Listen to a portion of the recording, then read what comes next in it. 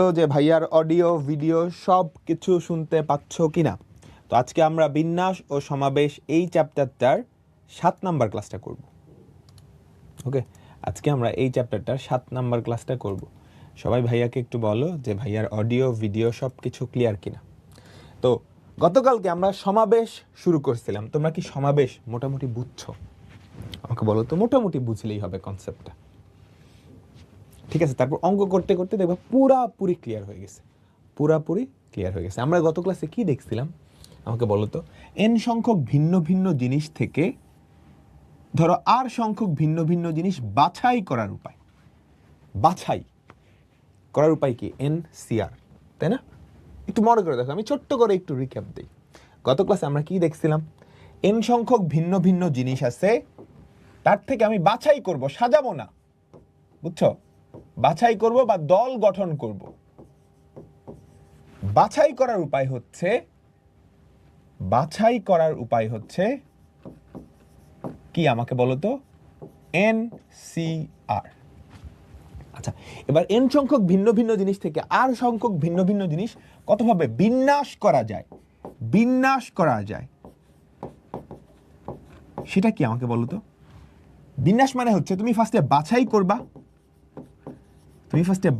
করবা ইনটু নিজেদের মাঝে, যাদেরকে বাছাই করছো, যেই চারটারে বাছাই করছো ওদের নিজেদের মাঝে সাজানো, তাই না? একটু মনে করে দেখো, যেই চারটারে বা পাঁচটারে বাছাই করছো তাদের নিজেদের মাঝে সাজানো,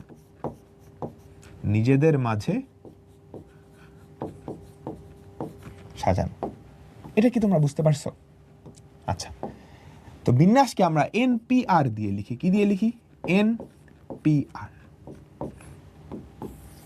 ওকে, এবার চলো বাছাইটা কি? এনসিআর। আর সংখ্যক ভিন্ন ভিন্ন জিনিস তাদেরকে নিজেদের মাঝখানে সাজানো যায় আর ফ্যাক্টোরিয়াল ভাবে।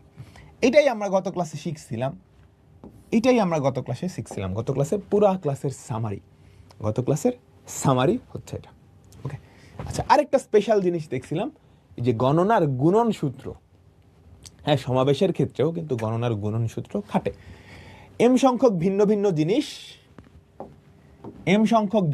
জিনিস আছে আর এন সংখ্যক ভিন্ন ভিন্ন জিনিস আছে, ইউনিক জিনিস, সব আলাদা আলাদা। এখান থেকে তুমি পি সংখ্যক জিনিস বাছাই করবা, এখান থেকে কিউ সংখ্যক জিনিস বাছাই করবা। তাহলে একত্রে এই পি প্লাস কিউ সংখ্যক জিনিস বাছাই করার উপায় হচ্ছে এম সংখ্যক থেকে পি সংখ্যক বাছাই করার উপায় হচ্ছে এম সি পি। এন সংখ্যক জিনিস থেকে কিউ সংখ্যক বাছাই করার উপায় হচ্ছে এন সি কিউ। দুইটা কি অসম্পূর্ণ কাজ না? আমাকে বলো তো, তাই তো? তাহলে অসম্পূর্ণ কাজের রেজাল্ট কি হয়? গুণ হয়। জাস্ট গুণ করে দাও, যেটা আসবে সেটাই কি আমাদের উত্তর। আমি কি বুঝাইতে পারলাম তোমাদেরকে? বলো। আচ্ছা, ঠিক আছে, চলো এবার আমরা একটা মজার জিনিস দেখব। সমাবেশের সাথে জ্যামিতির কিছু জিনিসপত্র আছে, বুঝছো? তো জ্যামিতিক প্রয়োগ, সমাবেশের জ্যামিতিক প্রয়োগ, সরল রেখা, ত্রিভুজ, এই সংক্রান্ত জিনিসপত্র। আচ্ছা, আমাকে বলতে পারবা একটা সরল রেখা আঁকার জন্য কয়টা বিন্দু ইনাফ? 2টা বিন্দু দেওয়া থাকলে তুমি একটা ইউনিক সরল রেখা আঁকাইতে পারো, তাই না? 2টা বিন্দু দেওয়া থাকলে তুমি এই 2টা বিন্দু দিয়ে যায় এরকম একটা ইউনিক সরল রেখা আঁকাইতে পারো। তাহলে 2টা বিন্দু থেকেই একটা সরল রেখা আঁকানো সম্ভব। আমরা সরল রেখা পড়তেছি, তাই না? তাহলে আমি যদি বলি যে একটা সমতলে n সংখ্যক বিন্দু আছে, কয়টা বিন্দু আছে? n সংখ্যক। তাহলে এখানে কতগুলা সরল রেখা আঁকানো সম্ভব? আমাকে বলো তো। যে কোনো 2টা দিয়ে একটা সরল রেখা আঁকা সম্ভব। আচ্ছা, এখানে কি ক্রমটা ম্যাটার করতেছে যে এইটা আগে নিলে একটা সরল রেখা পাবা, এইটা আগে নিলে একটা সরল রেখা পাবা? না, কে আগে কে পরে ডাজেন্ট ম্যাটার। এরা দুইজন থাকলেই কি সরল রেখা। তাহলে এই n সংখ্যক জিনিস থেকে 2টা আমি যতভাবে বাছাই করতে পারবো ততগুলা সরল রেখা হবে। আমাকে বলো, তাহলে একটা সমতলে যদি এনটা বিন্দু থাকে, কয়টা বিন্দু আছে? এনটা বিন্দু। তাহলে মোট কতগুলা সরল রেখা আঁকা সম্ভব? এই এনটা থেকে যতভাবে তুমি দুইটা বাছাই করতে পারো, তাহলে NC2টা সরল রেখা আঁকা সম্ভব। শর্ত আছে, যদি খেয়াল করো দুইটা সরল রেখা সব সময় সমরেখ, কারণ দুইটা দিয়ে একটা সরল রেখা আঁকাই যায়। এটা শর্ত আছে। শর্তটা কি? NC2 হবে যদি যে কোনো তিনটা সরল রেখা সমরেখ না হয়। বুঝছো? যদি যে কোনো তিনটা সরল বিন্দু সমরেখ না হয়। ঠিক আছে, ঠিক আছে, ঠিক আছে। কতগুলা সরল রেখা হবে? একটা সমতলে এনটা বিন্দু আছে, বুঝছো? একটা সমতলে এনটা বিন্দু আছে, কতগুলা সরল রেখা আঁকা সম্ভব? NC2 যদি যদি যে কোনো তিনটা বিন্দু সমরেখ না হয়, বিন্দু সমরেখ না হয়। ক্লিয়ার? ওকে, এবার চিন্তা করো। এবার আমি বলে দিলাম এনটা বিন্দু একটা সমতলে আছে, এর মধ্যে এম সংখ্যক সমরেখ,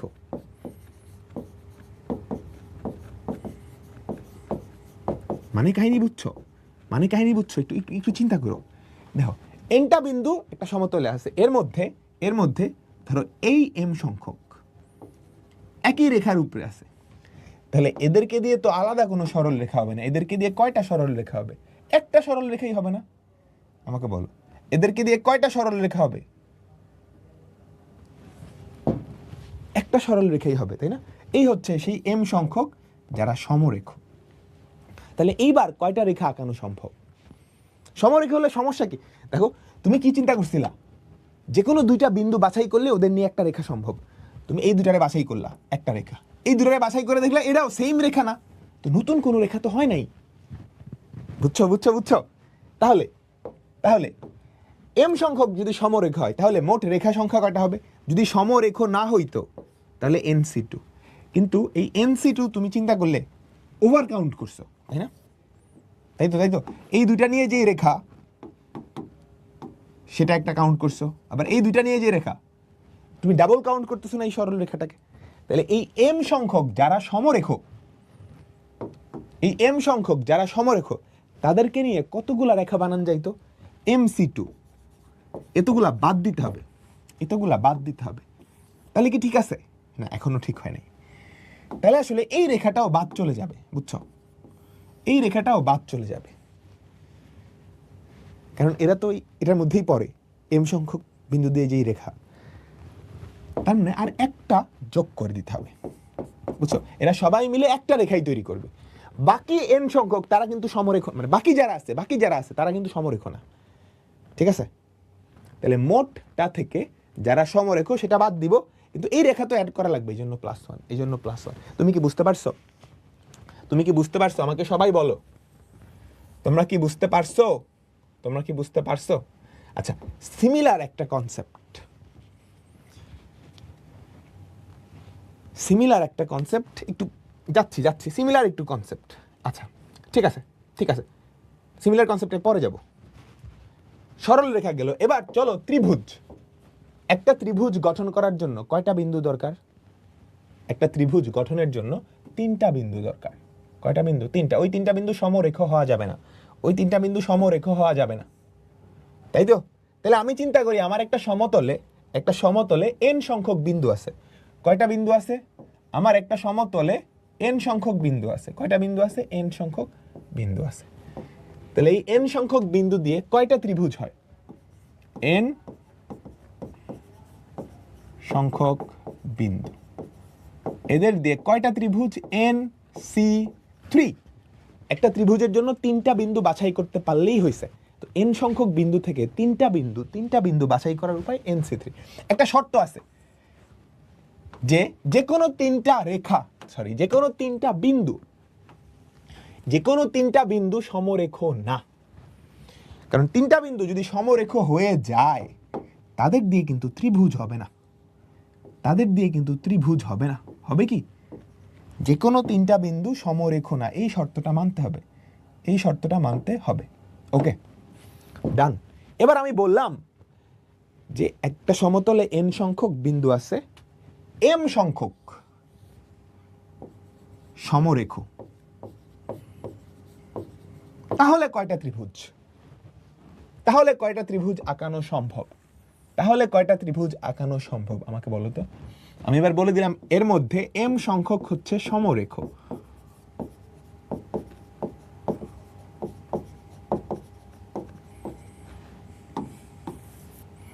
বলো,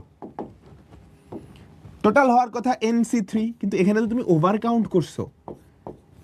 তুমি এই তিনটা দিয়ে একটা ত্রিভুজ হয় ধরছো, কিন্তু এই তিনটা দিয়ে কি কোনো ত্রিভুজ হয় না। তার মানে এই m সংখ্যক বিন্দু দিয়ে যতগুলা ত্রিভুজ হইতো সেগুলা বাদ দিতে হবে NC3। এবার কি কিছু যোগ করা লাগবে আমাকে একটু বলো তো। এবার কি কিছু যোগ করবা? এবার কি কিছু যোগ করবা? না, কারণ এদেরকে দিয়ে সরল রেখায় যোগ করছিল, কারণ একটা সরল রেখা হয়েছিল, এনে তো ত্রিভুজ হয় নাই, একটাও হয় নাই, একটাও হয় নাই। বুঝছো? পুরাপুরি সিমিলার একটা কনসেপ্ট। আমরা সরল রেখা দিয়ে করছি না, এবার বৃত্ত।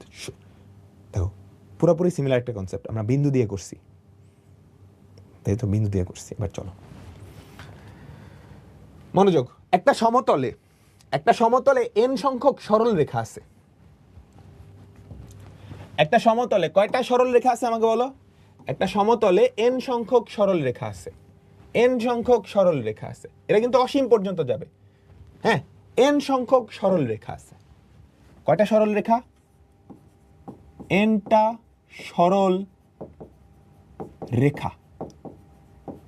আমি তোমাকে বললাম কয়টা ছেদবিন্দু আমরা পাবো, কয়টা ছেদবিন্দু আমরা পাবো বলো।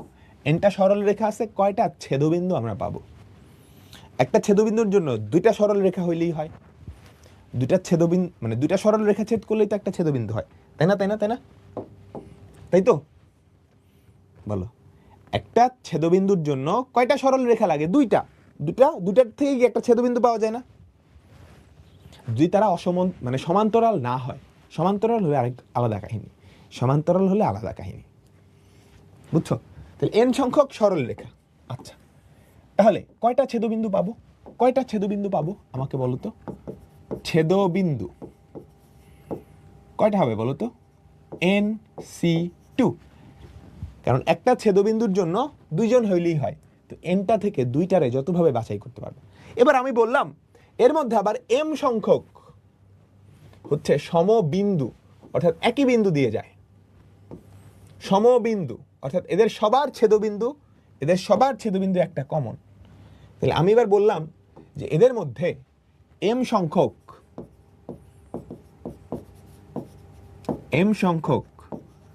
সমবিন্দু, m সংখ্যক সমবিন্দু। তোমরা কি বুঝছো? m সংখ্যক যদি সমবিন্দু হয়,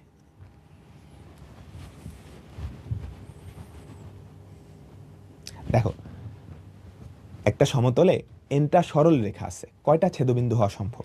একটা ছেদবিন্দুর জন্য কি লাগে? দুইটা সরল রেখাই তো লাগে। তাহলে এই nটা থেকে দুইটা তুমি কতভাবে বাছাই করতে পারো, সেটাই তো উত্তর। তাহলে nটা সরল রেখা আছে। আমি ধরে নিলাম, ইনিশিয়ালি ধরে নিছি, এখানে ধরে নিছি কোনোটাই মানে তিনটা সমবিন্দু না। দুইটা তো সমবিন্দু হবে, একটা বিন্দুতে ছেদ করবে, বাট দুইয়ের অধিক কখনো একটা বিন্দুতে ছেদ করবে না, দুইয়ের অধিক সমবিন্দু না। আরেকটা জিনিস ধরে নিছি যে কেউই সমান্তরাল না। সমান্তরাল হলে ছেদবিন্দুই পাওয়া যাবে না, ছেদবিন্দুই পাওয়া যাবে না। ঠিক আছে? আচ্ছা, তাহলে m সংখ্যক যদি সমবিন্দু হয় তাহলে ছেদবিন্দু কয়টা আমাকে বলো তো।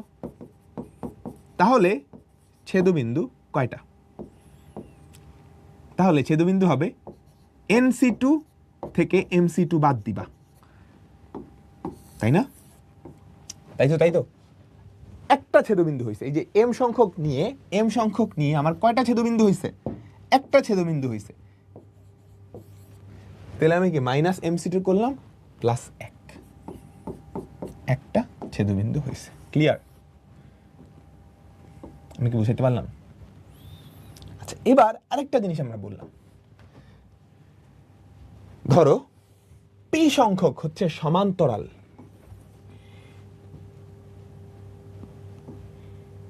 যদি এটা পরীক্ষায় আসবে না, p সংখ্যক সমান্তরাল।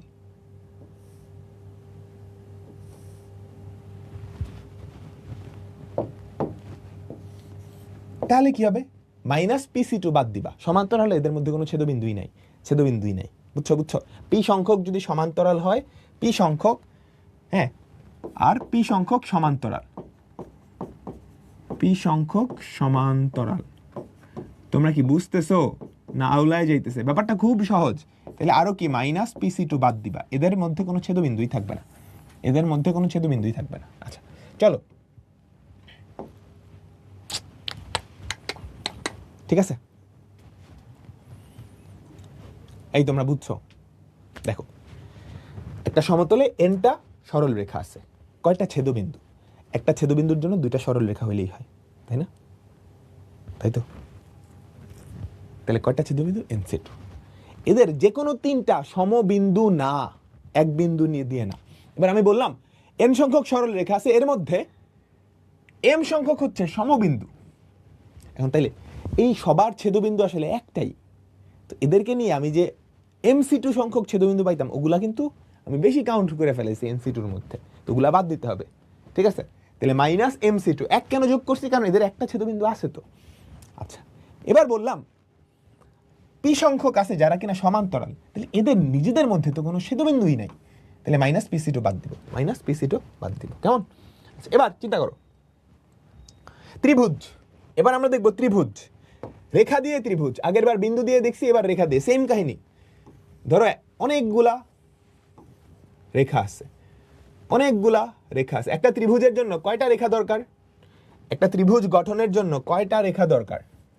একটা ত্রিভুজ গঠনের জন্য কয়টা রেখা দরকার আমাকে বলো। যদি শুধু n সংখ্যক রেখা থাকতো, n সংখ্যক রেখা থাকতো, এদের মধ্যে তিনটা বা তার বেশি সমবিন্দু নাই, তিনটা বা তার বেশি সমবিন্দু নাই, তাহলে কয়টা ত্রিভুজ হইতো? কয়টা ত্রিভুজ হইতো? NC3, NC3, ঠিক আছে? এবার চিন্তা করো তাদের মধ্যে m সংখ্যক হচ্ছে সমবিন্দু, এদেরকে দিয়ে কিন্তু কোনো ত্রিভুজ হবে না, বুঝছো? এদেরকে দিয়ে কোনো ত্রিভুজ হবে না, সমবিন্দু হলে ত্রিভুজ হয় না। বুঝতে পারছো কেমনে ত্রিভুজ হবে? এটা তো বিন্দু দিয়ে গেছে, এটা যদি সমবিন্দু না হইতো, ধরো এটা একটু উপরে উঠে দিলাম, অনেকগুলো ত্রিভুজ হয়ে গেছে, কিন্তু এখানে হবে না, ঠিক আছে? তখন কি হবে?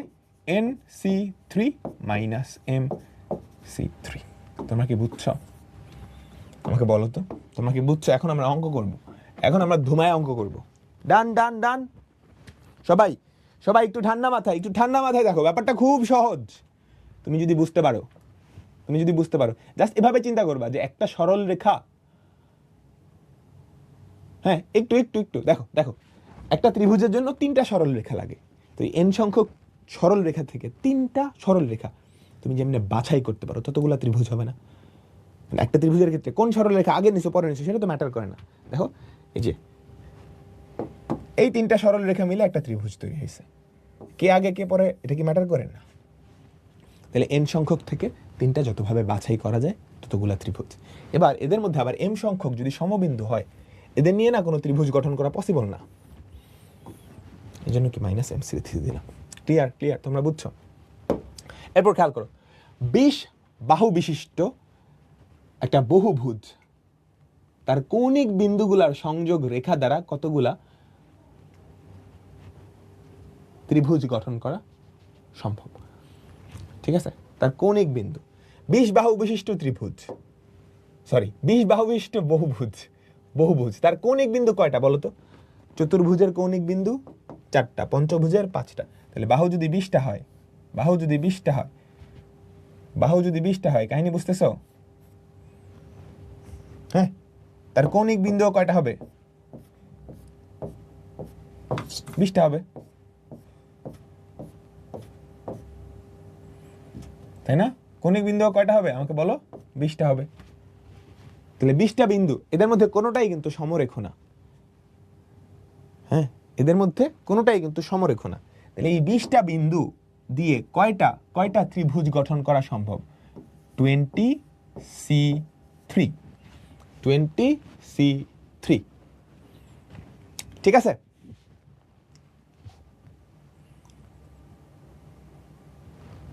কোনটা আরেকটু বলবো, আমি সামারি পরে লিখে দিচ্ছি, ধর বিন্দুর ক্ষেত্রে যেই ফর্মুলা, সরল রেখার ক্ষেত্রে কিন্তু একই ফর্মুলা, একই ফর্মুলা। তুমি বিন্দুর ফর্মুলাগুলো বুঝছো? একটা তলে n সংখ্যক বিন্দু আছে, কয়টা সরল রেখা বানানো যায়? NC2, যে কোনো 3টা সমরেখ না। এখন ধরো nটা বিন্দু আছে যার মধ্যে m সংখ্যক হচ্ছে একই রেখার উপরে পড়ে গেছে, তাহলে এই যে m সংখ্যক এদের সবাইকে দিয়ে একটা মাত্র রেখা বানানো সম্ভব। কিন্তু এটা যদি সমরেখ না হইতো, এদেরকে দিয়ে কিন্তু MC2 সংখ্যক সরল রেখা বানানো সম্ভব হইতো। তো এই জন্য আমি কি করছি, টোটালটা থেকে MC2 বাদ দিয়ে দিছি। এখন এদের সবাইকে নিয়ে আসলে একটা তো গঠন করা যায়, সেই একটা তোমার যোগ করে দেওয়া লাগবে। বুঝতে পারছো? ওকে, ঠিক আছে। এরপর দেখো ত্রিভুজ। ত্রিভুজ গঠনের জন্য 3টা বিন্দু দরকার। তাহলে একটা সমতলে যদি n সংখ্যক বিন্দু থাকে, কয়টা ত্রিভুজ? NC3। 3টা বিন্দু তুমি কিভাবে বাছাই করতে পারো? কারণ একটা ত্রিভুজ এই বিন্দু আগে নিলে, এটা পরে নিলে, এটা পরে নিলে, যেই ত্রিভুজ এটা আগে এটা পরে এটা পরে নিলে একই ত্রিভুজ। ক্রমটা তো ম্যাটার করে না, ক্রমটা তো ম্যাটার করে না। আমি বুঝাইতে পারলাম? আচ্ছা, এবার n সংখ্যক বিন্দুর মধ্যে m সংখ্যক যদি সমরেখ হয়, তাহলে এদেরকে নিয়ে যতগুলা ত্রিভুজ হইতো, এদেরকে নিয়ে কিন্তু একটা ত্রিভুজ গঠন করা সম্ভব না এখন। তাহলে এদেরকে নিয়ে আমরা যতগুলা ত্রিভুজ বানাইতে পারতাম সবগুলা বাদ দিয়ে দিতে হবে। তাহলে NC3 থেকে এটা বাদ। একেবারে সিমিলার কাজ কি বাহুগুলার ক্ষেত্রে? তুমি n সংখ্যক সরল রেখা নিছো, কয়টা ছেদবিন্দু? জাস্ট উল্টা কাহিনী। হ্যাঁ, ছেদবিন্দু NC2। যদি এদের মধ্যে m সংখ্যক সমবিন্দু হয়, তাহলে কি NC2 মাইনাস MC2 প্লাস 1, কারণ একটা বিন্দু তো হয়েছে। আর যদি সমান্তরাল হয়, এদের দিয়ে কোনো হবেই না ছেদবিন্দু। ঠিক আছে, সিমিলার কাহিনী ত্রিভুজের ক্ষেত্রে। তোমরা কি বুঝছো? তোমরা কি বুঝছো? আচ্ছা, একটা ত্রিভুজ তার কয়টা বাহু? 3টা বাহু। যতগুলা বাহু ততগুলা কৌণিক বিন্দু থাকে, এটা মনে রাখবা। ঠিক আছে, যতগুলা বাহু ততগুলা কি থাকে? কৌণিক বিন্দু থাকে। ক্লিয়ার? বুঝতে পারছি? চলো, মনোযোগ মনোযোগ মনোযোগ। 12 বাহু বিশিষ্ট একটা সমতল ক্ষেত্রের কৌণিক বিন্দুগুলা সংযোগে কতগুলা ত্রিভুজ গঠন করা সম্ভব? 12 বাহু বিশিষ্ট, তাহলে বিন্দু কয়টা বলো তো? আমাকে সবাই বলো তো, বিন্দু কয়টা? 1টা 2টা 3টা 4টা 5টা 6টা 7টা 8টা 9টা 10টা 11টা, ধরু 1টা 2টা 3টা 4টা 5টা 6টা 7টা 8টা 9টা 10টা 11টা 12টা, ধরো এরকম আর কি। ঠিক আছে, 12 বাহু বিশিষ্ট একটা সমতলীয় ক্ষেত্র। ঠিক আছে, যে কোনো 3টা সমরেখ না, কথার কথা। তাহলে শীর্ষবিন্দু কয়টা? আমাদের বলো 12টা বিন্দু আছে। কয়টা বিন্দু? 12টা বিন্দু আছে। কয়টা ত্রিভুজ গঠন করা সম্ভব? প্রথম পার্টটা খুবই সহজ, খুবই সহজ। 12C3, 12C3 পান্তা ভাত। কয়টা কর্ণ? Very interesting, very interesting. ঠিক আছে, কয়টা কর্ণ? আমরা এটা চ্যাপ্টার না করে এমনি বাইরের দিকে দিই আর কি, বুঝছো? চ্যাপ্টার করলে একটু গ্যাঞ্জাম আছে,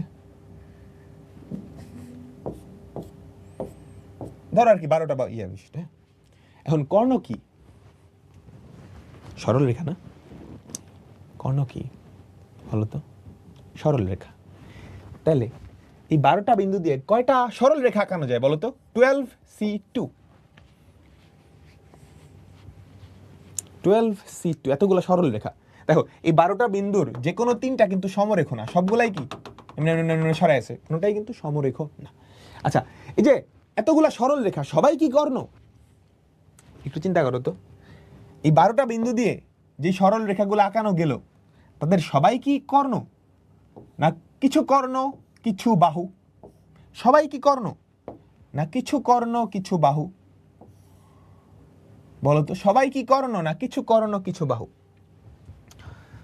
কিছু কর্ণ কিছু বাহু। কয়টা বাহু? 12 বাহু বিশিষ্ট ভুজ, তাহলে 12টা বাহু, বাকিগুলা কর্ণ, বাকিগুলা কর্ণ। ঠিক আছে, -12, -12, ইজি। বুঝছো? বুঝছো বুঝছো তোমরা? বুঝছো তো? আচ্ছা ঠিক আছে, এটার একদম জেনারেল ফরম্যাটটা আমরা দেখি। n বাহু বিশিষ্ট একটা বহুভুজ, তার এতগুলা কর্ণ আছে, এটা আমাকে দেখাইতে হবে। n বাহু বিশিষ্ট একটা বহুভুজ, ঠিক আছে? তাহলে বহুভুজের কর্ণ কয়টা আমরা একটু বাইর করি তো। বহুভুজের কর্ণ সুন্দর করে তুমি বাংলায় লিখবা।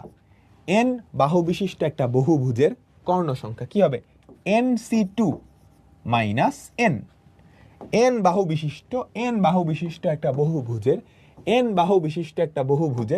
কর্ণ সংখ্যা। ক্লিয়ার?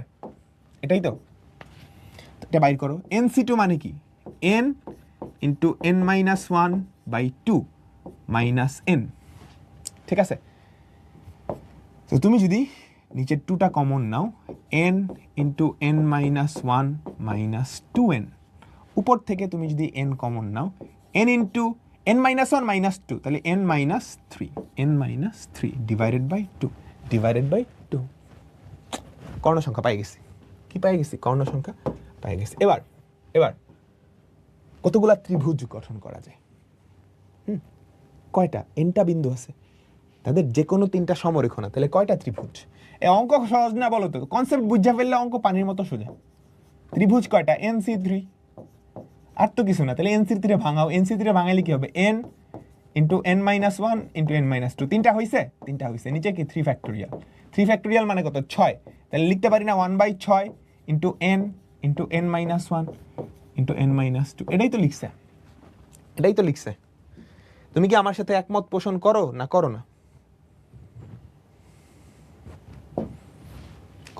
না? আচ্ছা ঠিক আছে, চলো পরেরটা যাই। পরেরটা মজার আছে। দেখো 7টা সরল রেখার দৈর্ঘ্য দেওয়া আছে, 1 2 3 4 5 6 7। দেখাও যে চতুর্ভুজ গঠন করার জন্য 4টা সরল রেখা। আচ্ছা, আমরা তো কি দেখছি? ত্রিভুজ nc3 যদি চতুর্ভুজ, একটা চতুর্ভুজের জন্য কয়টা বিন্দু দরকার? 4টা, nc4। পঞ্চভুজ nc5। বুঝছো তো? এই সবাই বুঝছো না? সবাই বুঝছো তাই না? আচ্ছা, তাহলে এখানে কয়টা সরল রেখা আছে আমাকে বলো তো? 7টা।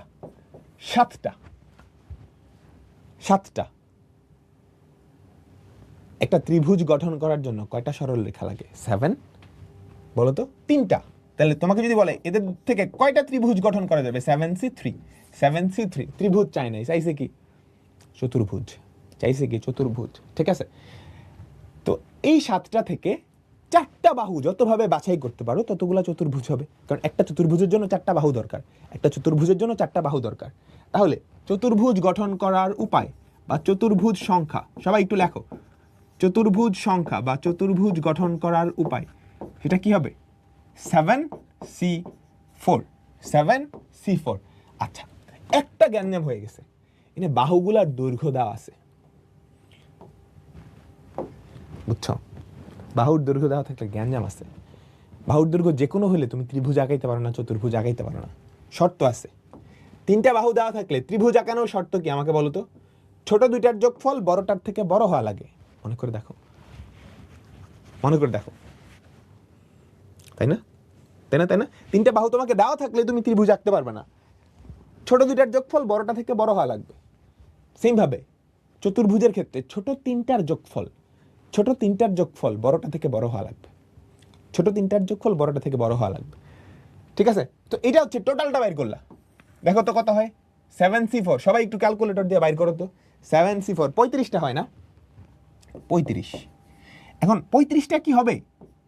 তুমি প্রশ্ন পড়ে বুঝতে পারতেছো যে আরো কমবে। আচ্ছা, কমবে, তার মানে বাহুগুলো দিয়ে আসলে ত্রিভুজ গঠন করা সম্ভব না। তো দেখি চতুর্ভুজ গঠন করা সম্ভব না। ঠিক আছে, তো চলো আমরা দেখি। 1 2 3 আর 7। দেখো একটা কাহিনী, তুমি যদি এই 4টা বাহু নাও, 1 2 3 আর 7, হ্যাঁ, এটা কিন্তু একটা বাছাই সংখ্যা। তুমি যে 35টা বাছাই সংখ্যা বাইর করছো, দেখো চতুর্ভুজ সংখ্যা কি? এই 7টা থেকে 4টা বাহু যতভাবে বাছাই করতে পারো, 7c4। তো এটা একটা বাছাই না? এরকম আরো 34টা বাছাই আছে। এই বাছাই দিয়ে কি চতুর্ভুজ গঠন করা সম্ভব? দেখো তো, এখানে ছোট 3টার যোগফল 1 + 2 + 3, সেটা কিন্তু বড়টার থেকে বড় না, এখানে চতুর্ভুজ গঠন করা সম্ভব না। ঠিক আছে, তারপর আরেকটু দেখি তো। 1 2 3 7। আচ্ছা, তারপর আমরা খেয়াল করি তো, 1 2 3 6। এটা দিয়েও কিন্তু আমাদের চতুর্ভুজ গঠন করা সম্ভব না। কারণ কি? দেখো ছোট 3টার যোগফল 6-এর থেকে বড় হওয়া লাগবে। বড় না কিন্তু সমান, ছোট তিনটার যোগফল বড়টা থেকে বড় হওয়া লাগবে, যেটা এখানে সত্য না। তাহলে এটাও সম্ভব না। কোশ্চেনে যেহেতু বলে দিছে 32টা, তার মানে এরকম আরো একটা কেস আছে। সেটা কি? 1 2 3। আচ্ছা তুমি খেয়াল করো তো, 1 2 4, 1 2 4 কত হয়? 7। এই যে খেয়াল করো, আমাদের আরেকটা কেস হচ্ছে 1 2 4 7। এই ক্ষেত্রে আমাদের ছোট তিনটার যোগফল 1 + 2 + 4, ছোট তিনটার যোগফল 1 + 2 + 4, এটা কি 7 থেকে বড় না। সুতরাং এই তিনটা কেসে এই তিন ক্ষেত্রে কি গঠন করা যায় না? আমাকে বলো, এই তিন ক্ষেত্রে আমাকে চতুর্ভুজ গঠন করা যায় না। ঠিক আছে, সুন্দর করে তুমি বাংলা এক্সপ্লেন করবা। চতুর্ভুজ গঠন করার ক্ষেত্রে ছোট তিনটা বাহুর যোগফল বড়টা থেকে বড় হওয়া লাগে। এই তিনকে সেটা মানতেছে না। সুতরাং প্রকৃত চতুর্ভুজ সংখ্যা 7c4 মাইনাস এই তিনটা, তার মানে 35 মাইনাস 3 বা 32টা। তোমাদের একটা বাড়ির কাজ আছে। বাড়ির কাজ হচ্ছে, আমি 7টা বাহু না দিয়ে আরেকটা বাহু দিয়ে দিলাম, 8 সেন্টিমিটার, 8টা বাহু। এখানে কয়টা চতুর্ভুজ গঠন করা যায়? একদম মাথা আউলায় যাবে। করো এটা, ঠিক আছে? এই টপিকটা থেকে বোর্ডেও আসে। হ্যাঁ, এটা বোর্ডেও আসে, অ্যাডমিশনের জন্য ইম্পর্টেন্ট। তোমরা সবাই কি বুঝতে পারছো? আমাকে বলো তো।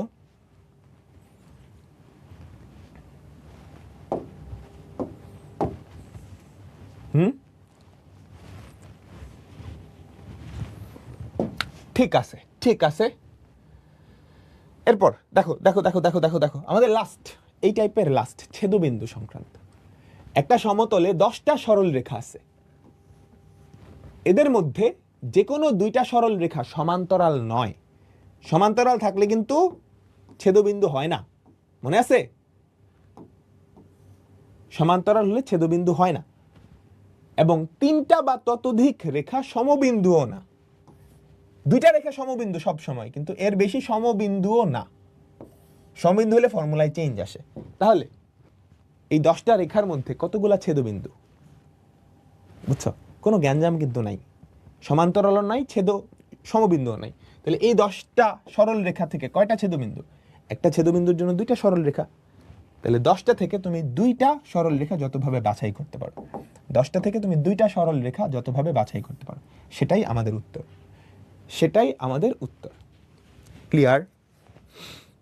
তোমরা বুঝছো? এটা আরেকবার রিক্যাপ দিব, এটা ইম্পর্টেন্ট, এটা পরীক্ষার জন্য কিন্তু ইম্পর্টেন্ট। তুমি খেয়াল করো, কয়টা বাহু আছে? 1টা 2টা 3টা 4টা 5টা 6টা 7টা। একটা চতুর্ভুজ গঠন করার জন্য কয়টা বাহু লাগে? 4টা। হ্যাঁ, কোন বাহু আগে নিছো কোন বাহু পরে নিছো সেটা ম্যাটার করে না। তাহলে এই 7টা বাহু থেকে 4টা বাহু যতভাবে বাছাই করা যায় ততগুলো চতুর্ভুজ হবে। তাহলে 7c4। কিন্তু বাহুগুলার দৈর্ঘ্য দিয়ে গ্যাঞ্জামটা পাকাইছে। সব বাহু দিয়ে চতুর্ভুজ গঠন করতে পারবে না। ফর এক্সাম্পল, ধরো একটা বাহু দিলাম এরকম বড়, আর বাকি 3টা দিলাম পুচকি এরকম।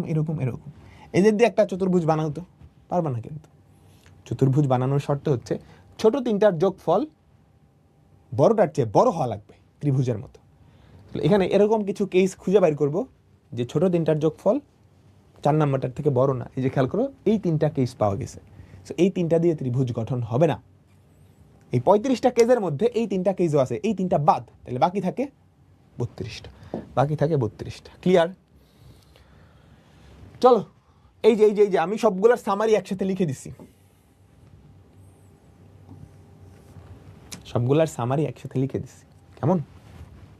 কেমন? আচ্ছা, গত ক্লাসে আমরা এটা দেখছিলাম না?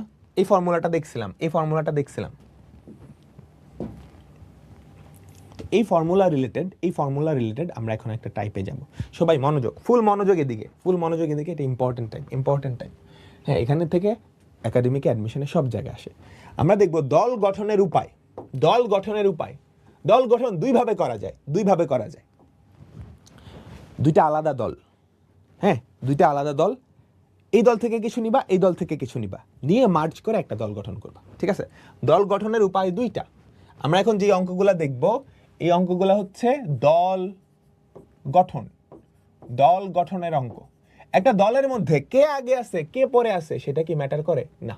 তাহলে দল গঠন কি? সমাবেশ বা বাছাই, বুঝছো?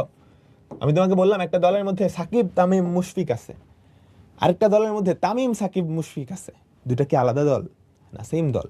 তাহলে দল গঠন কি? বাছাই করা। এখন দল দুই ভাবে গঠন করা যায়। কিরকম? প্রথম উপায় হচ্ছে ইনিশিয়ালি শুরুতেই দুইটা আলাদা দল থাকবে, ঠিক আছে? ধরো লাল দল আর হচ্ছে সবুজ দল। শুরুতেই দুইটা আলাদা দল থাকবে। কেমন? তুমি কি করবা?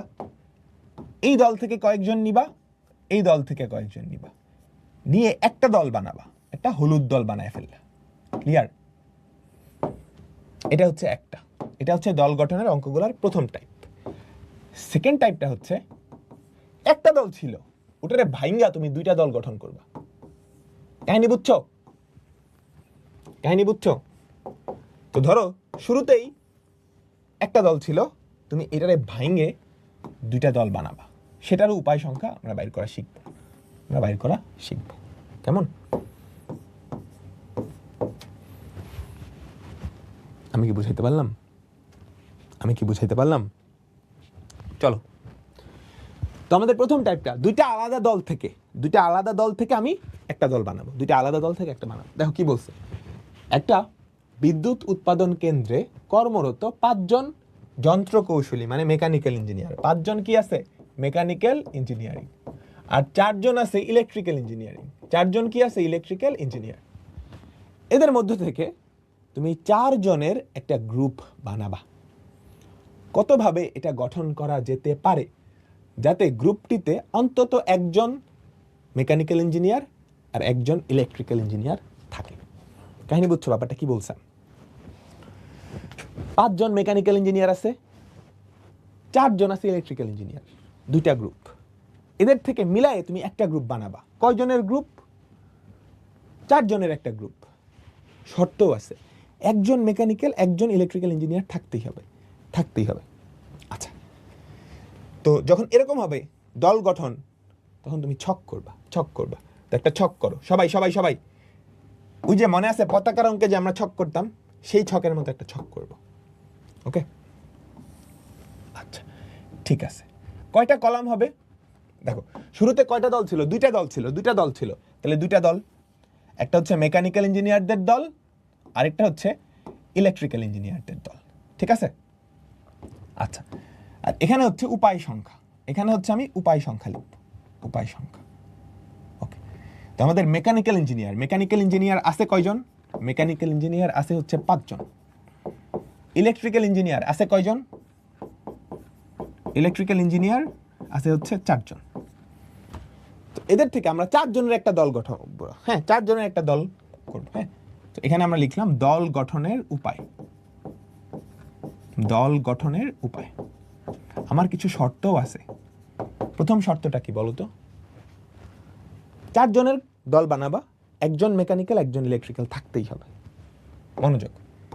তো আমরা ধরে নেই একজন মেকানিক্যাল আমরা নিব, এর থেকে কম তো নিতে পারবা না। আমরা এটা এক ধরলাম, একে আস্তে আস্তে বাড়াবো। তো একজন যদি মেকানিক্যাল হয়, ইলেকট্রিক্যাল কয়জন থাকা লাগবে? 3 জন। এটা কিন্তু একটা পূর্ণাঙ্গ কমিটি, এটা কিন্তু একটা সম্পূর্ণ কাজ, তাই না? তুমি একজন মেকানিক্যাল ইঞ্জিনিয়ার আর 3 জন ইলেকট্রিক্যাল ইঞ্জিনিয়ার নিলে আমি কিন্তু শর্ত মেলে দল গঠন করে ফেলছি। তাহলে এটা একটা সম্পূর্ণ কাজ।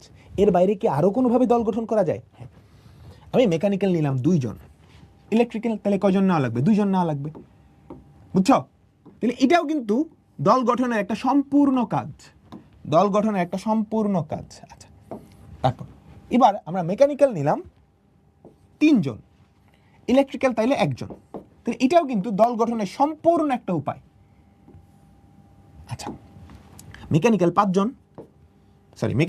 জন নেই, তাহলে তো ইলেকট্রিক্যাল 0 জন। এটা আবার শর্ত মানতেছে না। তাহলে এর বাইরে এর বেশি নেওয়া যাবে না, কারণ তোমাকে একজন মেকানিক্যাল একজন ইলেকট্রিক্যাল থাকতে হবে, এটা শর্তে বলে দিছে। ঠিক আছে? তাহলে তুমি খেয়াল করো 3টা সম্পূর্ণ উপায়ে দল গঠন করতে পারো। এবার দেখো তো এই প্রথম উপায়টা খেয়াল করো এখানে এখানে তুমি কতভাবে দল গঠন করতে পারো। মনোযোগ মনোযোগ মনোযোগ, এখানে এখানে কতভাবে তুমি 5 জন থেকে যে কোনো একজনকে বাছাই করবা। 5C1, এটা কি সম্পূর্ণ কাজ হয়েছে? না। 4 জন থেকে 3 জন বাছাই করবা, 4C3, এটা সম্পূর্ণ কাজ? এটা সম্পূর্ণ কাজ না। কারণ 4 জনের দল বানানো লাগবে, এখানে তুমি 1 জনের বানাইছো, এখানে 3 জন, এই দুইটা মিলে সম্পূর্ণ হয়েছে। তাহলে এই দুইটা গুণ করে দিলাম। কেন গুণ করছি বুঝছো? কেন গুণ করছি বুঝছো? এইটা কিন্তু একটা সম্পূর্ণ কাজ। তুমি 4 জনের একটা দল এত উপায়ে করলা, যেখানে 1 জন মেকানিক্যাল ইঞ্জিনিয়ার, 3 জন ইলেকট্রিক্যাল ইঞ্জিনিয়ার আছে। এবার চলো আমরা সেকেন্ড কেসে চলে যাই। এবার 2 জন মেকানিক্যাল ইঞ্জিনিয়ার, 5C2, 2 জন ইলেকট্রিক্যাল ইঞ্জিনিয়ার, ঠিক আছে। তারপর 3 জন মেকানিক্যাল ইঞ্জিনিয়ার, 5C3, 1 জন ইলেকট্রিক্যাল ইঞ্জিনিয়ার, ঠিক আছে। এবার বলো তো এই কয়টা জিনিস যোগ হবে না গুণ হবে? এই কয়টা জিনিস যোগ হবে না গুণ হবে? আমাকে একটু বলো তো, এই কয়টা জিনিস যোগ হবে না গুণ হবে? দেখি। এই তিনটা কিন্তু সম্পূর্ণ কাজ। সম্পূর্ণ কাজের রেজাল্ট কি হয়? যোগ হয়। কেমন? আচ্ছা, এগুলো একটু বাইর করবে, এগুলো বাইর করে কিন্তু পাশে লিখতে হবে। 5C1 into 4C3, ক্যালকুলেটর কিধার है? 5C1 into 4C3, 4 5 20, 5C2 into 4C2, 5C2, अरे धूर, 5C2 into 4C2, 60, 5C3 into 4C1, 5C3 into 4C1, এটা হচ্ছে 40। তাহলে মোট আমার কত উপায়ে দল গঠন করা গেল? 120, ঠিক আছে। তাহলে মোট দল গঠনের উপায় 120। তুমি কি এটা পাই টু পাই, কোনায় কোনায় সব কিছু বুঝছো? এই টাইপের অঙ্ক কিন্তু পরীক্ষায় আসে। কেন যোগ করছি, কেন গুণ করছি, কেন এরকম হইলো, সব কিছু বুঝছো? তাহলে আমাদের উপায় সংখ্যা কত? 120টা। 120টা। এরকম অনেকগুলো অঙ্ক আছে, আমি যদি না করে দিই, আমি জানি তুমি পারবা, আমি জানি তুমি পারবা, ঠিক আছে।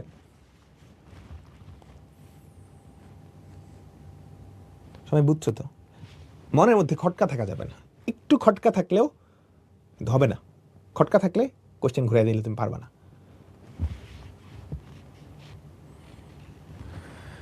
ওকে, চলো সিমিলার দেখো। 6 জন ও 8 জন খেলোয়াড়ের দুইটা দল থেকে, আবারও দুইটা দল থেকে তুমি একটা দল গঠন করতেছো। 6 জন ও 8 জন খেলোয়াড়ের দুইটা দল থেকে তুমি 11 জন খেলোয়াড়ের একটা ক্রিকেট টিম গঠন করবা, ঠিক আছে। 6 জনের একটা দল, 8 জনের একটা দল, এগুলো কিন্তু ইংরেজি লেখা, এটা 4 না।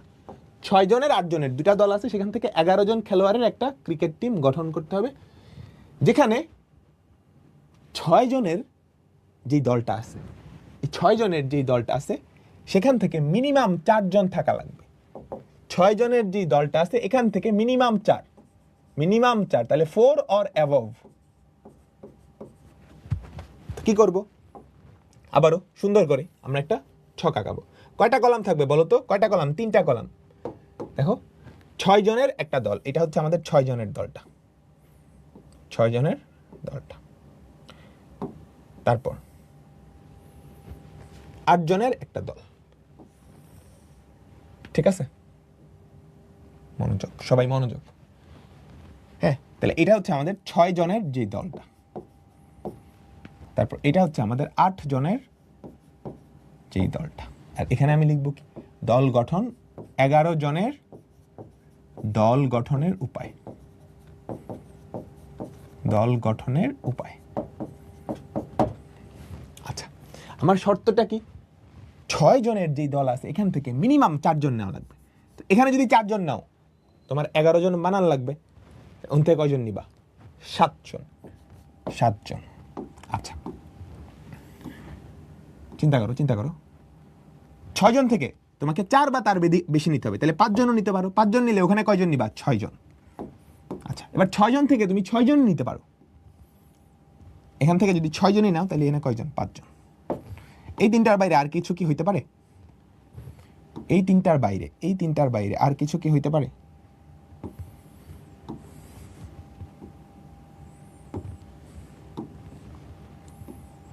আরে ধুর, এবার একটু নিজে নিজে করো তো। 6 জন থেকে 4 জন বাছাই করা যায় কয়ভাবে আমাকে বলো। 6C4 সম্পূর্ণ কাজ হয় নাই, 4 জনের দল হয়েছে, তোমার 11 জনের দল লাগবে। 8 জন থেকে 7 জন বাছাই করা যায়, 8C7, এই দুটা মিলে সম্পূর্ণ কাজ হয়েছে। তারপর 6C5 ইন্টু 8C6, তারপর 6C6 আর ওদিকে হচ্ছে 8C5, গুণ করে দাও। তাহলে বের করো, এটা একটা সম্পূর্ণ কাজ, এটা সম্পূর্ণ কাজ, এটা সম্পূর্ণ কাজ, এই সবগুলা কি যোগ করতে হবে, মোট উপায়। চলো আমরা করি মোট উপায়।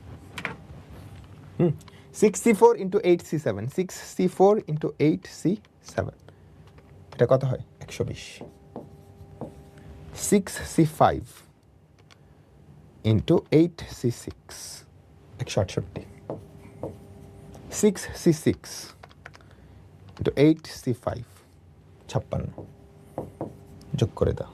56 যোগ 168 যোগ 120, 344। তাহলে মোট উপায় কয়টা 344। হ্যাঁ তন্নি তোমারটা ঠিক আছে। সবাই তোমরা কি বুঝতেছো? সহজ না? এগুলা কিন্তু প্রচুর আসে, একাডেমিকেও আসে, অ্যাডমিশনেও আসে, একাডেমিকেও আসে, অ্যাডমিশনেও আসে। বিন্যাস ও সমাবেশ থেকে মেইন ম্যাথ এগুলাই আসে, এগুলাই আসে। এরপরেরটা, একজন পরীক্ষার্থীকে প্রতি গ্রুপে, তোমরা এরকম দাও না বীজগণিত, পাটিগণিত, ওটার সাথে কিন্তু রিলেটেড। প্রতি গ্রুপে 5টা প্রশ্ন আছে, এরকম 2টা গ্রুপে বিভক্ত 10টা প্রশ্ন থেকে 6টা প্রশ্নের উত্তর দিতে হবে। যে কোনো গ্রুপ থেকে তুমি 4টার বেশি উত্তর দিতে পারবা না, ঠিক আছে? 4টার বেশি উত্তর দিতে পারবা না। সে কত প্রকারে প্রশ্নগুলো বাছাই করতে পারে, সে কত প্রকারে প্রশ্নগুলো বাছাই করতে পারে। তুমি কি এটা করতে পারবা বলো তো? ছকাকারে সবাই করতে পারবা না? আমার জন্য একটু করে ফেলো তো। পারবা তো না পারবা না বলো।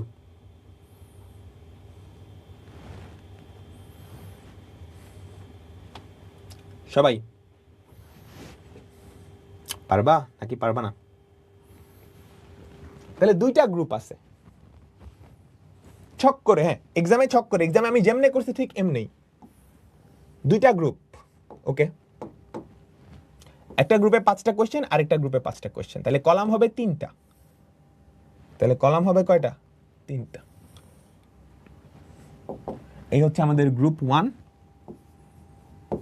এখানে আছে 5টা কোশ্চেন। এই হচ্ছে আমাদের গ্রুপ 2, এখানে আছে 5টা কোশ্চেন।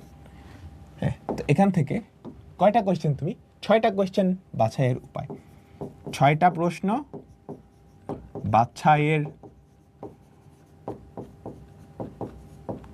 উপায়। আচ্ছা, তুমি কোন গ্রুপ থেকে 4টার বেশি উত্তর দিতে পারবে না, 4টার বেশি উত্তর দিতে পারবে না। তাহলে আমরা ধরলাম এখান থেকে দিলাম 4টা, এর বেশি তো দিতে পারবো না, আমার 6টা অ্যান্সার করা লাগবে, তাহলে এখান থেকে দিব 2টা। আচ্ছা, প্রথম গ্রুপ থেকে তুমি কিন্তু 4-এর বেশি দিতে পারবে না, তাহলে কমাও আস্তে আস্তে।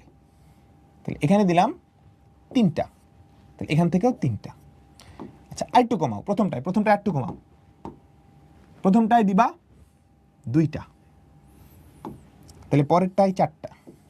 চিন্তা করো তো, প্রথমটায় তুমি যদি আরো কমাও, তাহলে তো দ্বিতীয়টায় 4টার বেশি হয়ে গেল না? চিন্তা করো তো, প্রথমটায় তুমি যদি 1টা দাও, দ্বিতীয়টায় 5টা, এটা হইলো? এটা হবে না।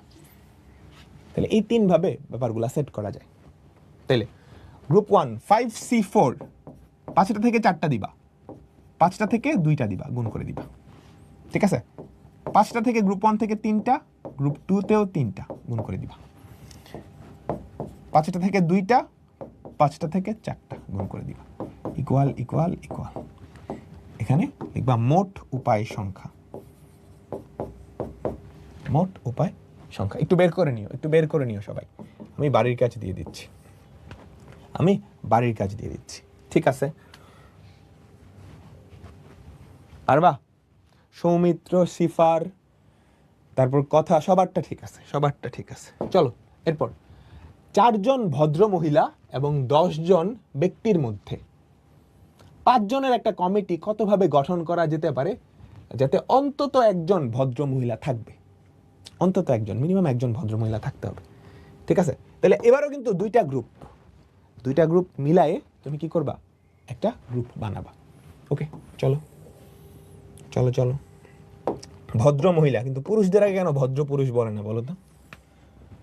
আবার ইংরেজিতে ঠিকই জেন্টলম্যান, ব্যাপারটা খুবই উদ্ভট, তাই না? জেন্টল ওমেন বলে না কিন্তু ইংরেজিতে।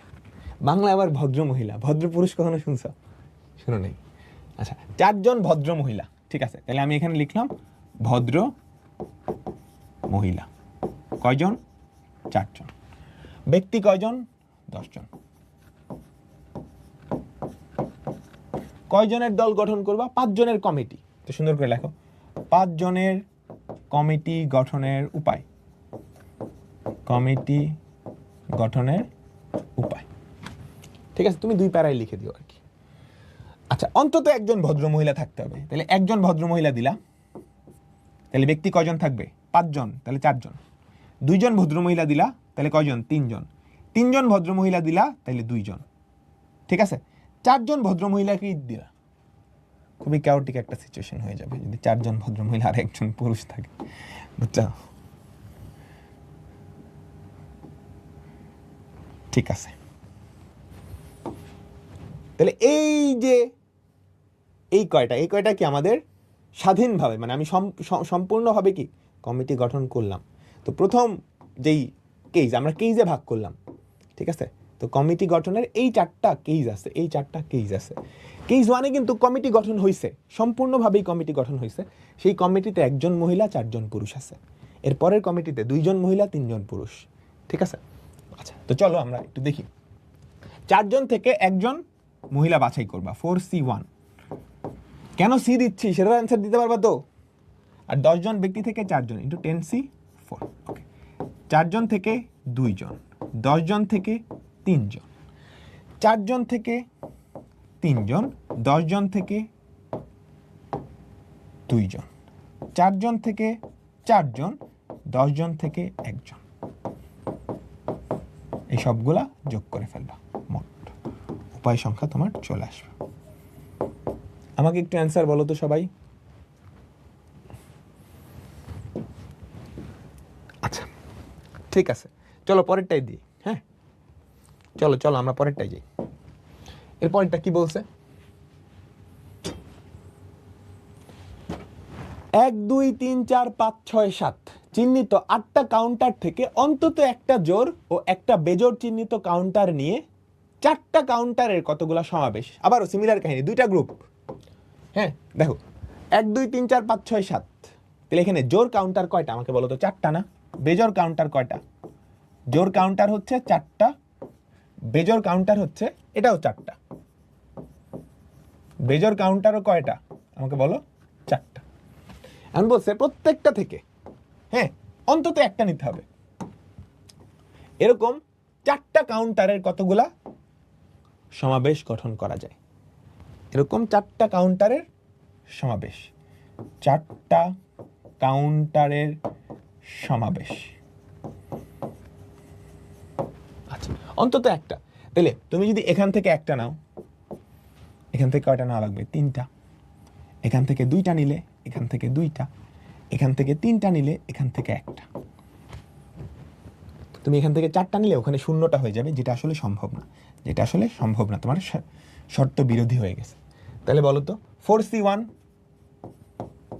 Into 4C3, 4C2 into 4C2, 4C3 into 4C1, এই কয়টা যোগ করে দিবা।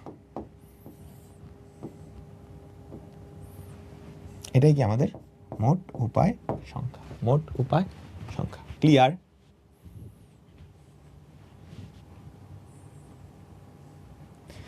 ব্যক্তি 6 জন না রে? ও দেখছো, আমি কিন্তু কোয়েশ্চেন ভুল পড়ছি, তোমরা কি কেউ খেয়াল করছো? আমি কোয়েশ্চেনটা একটু চেঞ্জ করে দিই।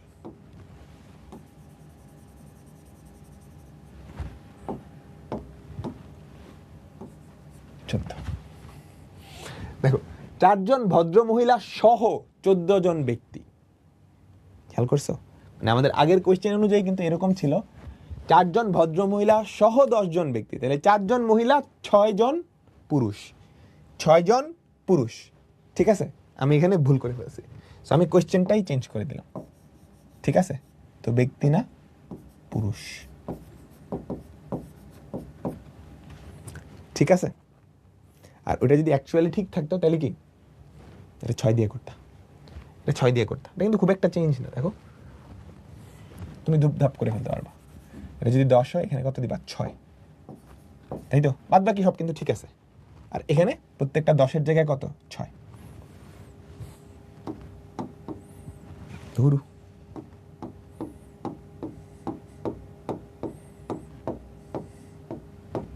প্রত্যেকটা 10-এর জায়গায় 6 6 6 6।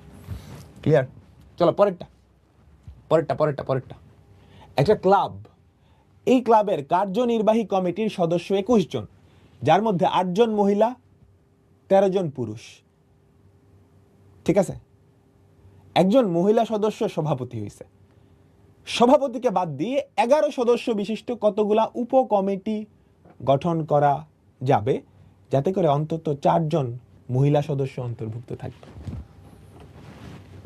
একটু ক্যাচাইলা মনে হতে পারে তোমাদের কাছে। চলো আমরা একটু করি। মহিলা কে হয়েছে বলো তো? সভাপতি কে হয়েছে? একজন মহিলা, ওই বাদ। খেয়াল করো, একজন মহিলা সদস্য সভাপতি হলে সভাপতি বাদ, ও হিসাবের বাইরে। ঠিক আছে, তাহলে আমাকে বলো তো, বাকি যে 11 জন সদস্য বিশিষ্ট উপকমিটি, সভাপতি কিন্তু বাদ, তাই না? তাহলে মহিলা থাকবে কয়জন আমাকে বলো তো? মহিলা কি 8 জনই থাকবে? একজন মহিলা সভাপতি, ওই কিন্তু বাদ। ওকে বাদ দিয়ে আমরা কি উপকমিটি গঠন করব? ওকে বাদ দিয়ে 11 জনের উপকমিটি। ওই মহিলাটাকে বাদ দিয়ে, সভাপতি যে হইছে, ওকে আমরা বাদ দিয়ে 11 জনের কি করব? উপকমিটি বানাবো। বুঝতে পারছো তোমরা? তাহলে আমাকে বলো তো, মহিলা তাইলে কয়জন থাকবে? সভাপতি কিন্তু বাদ, সভাপতি কিন্তু মহিলা, তাহলে মহিলা 8 জন না, মহিলা হচ্ছে 7 জন।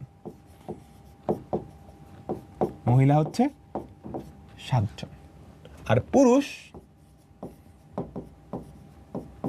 কয়জন? 13 জন।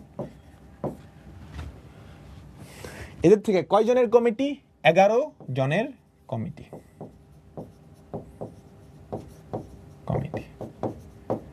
আরো কথা আছে, কমপক্ষে 4 জন মহিলা। তাহলে মহিলা 4 জন, পুরুষ কয়জন? 7 জন। মহিলা বাড়াও, মহিলা 5 জন, পুরুষ কয়জন? 6 জন। মহিলা 6 জন, পুরুষ কয়জন? 5 জন। মহিলা 7 জন, পুরুষ কয়জন? 4 জন। ঠিক আছে, তোমরা কি বুঝতে পারছো না পারো নাই? পারছো না পারো নাই বলো তো? পেরেছো না পারো নাই? তাহলে দেখো তো কত, একটু মনোযোগ। 7c4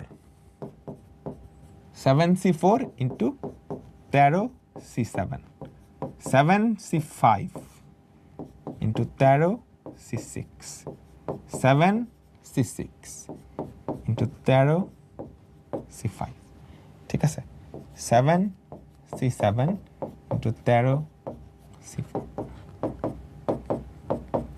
মোট উপায় সংখ্যা ইকুয়াল টু দেখবা। ডান। সবাই বলো, তোমরা কি বুঝতে পারছো? তোমরা বুঝতে পারছো? আমরা এর পরেরটাই যাই।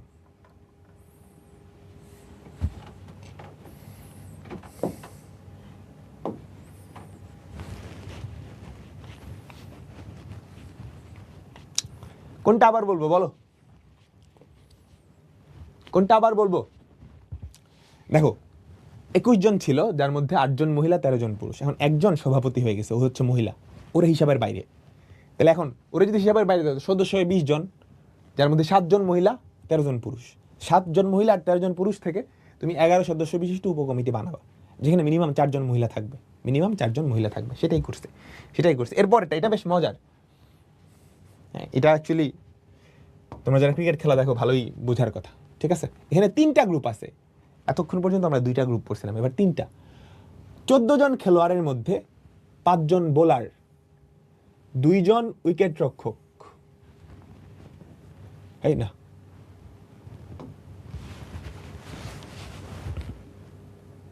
পাঁচজন বোলার, 2 জন উইকেট রক্ষক। তাহলে আরেকটা গ্রুপ আছে না, ওরা হচ্ছে বাকিরা, বুঝছো? ব্যাটসম্যান বলতে পারো, অলরাউন্ডার বলতে পারো, বাকিরা। বাকিরা, ঠিক আছে? বাকিরা কয়জন? আরো 7 জন, বুঝতে পারছো? তাহলে 3টা গ্রুপ কিন্তু, ব্যাটসম্যান, বোলার, বাকি 7 জন। এদের থেকে তুমি 11 জনের একটা ক্রিকেট দল গঠন করবা, অন্তত 1 জন উইকেট রক্ষক আর 3 জন বোলার থাকবে। তুমি কি বুঝছো? তুমি কি বুঝছো ব্যাপারটা কি? এখানে কিন্তু 3টা গ্রুপ, বোলার, উইকেট রক্ষক, বাকিরা। তো এই 3টা গ্রুপ থেকে তুমি 11 জনের একটা গ্রুপ বানাবা, যেই গ্রুপে অন্তত 1 জন উইকেট কিপার, 3 জন বোলার থাকবে। তুমি কি বুঝছো? সবাই আমাকে বলো, তুমি কি ব্যাপারটা বুঝছো? তাহলে এইবার কয়টা কলাম হবে বলো তো? এটা হচ্ছে আমাদের বোলার, এটা হচ্ছে আমাদের উইকেট রক্ষক, এটা হচ্ছে আমাদের বাকিরা। তুমি আগে পরে করতে পারো, অসুবিধা নেই, ঠিক আছে? চলো আমরা একটু দেখি। তো এই হচ্ছে আমাদের, ধরো উইকেট কিপার। উইকেট কিপার কয়জন আছে? 2 জন। বোলার কয়জন আছে? বোলার আছে 5 জন। বাকিরা, রেস্ট অফ দ্য টিম কয়জন? 5 আর 2 7, আরো 7 জন।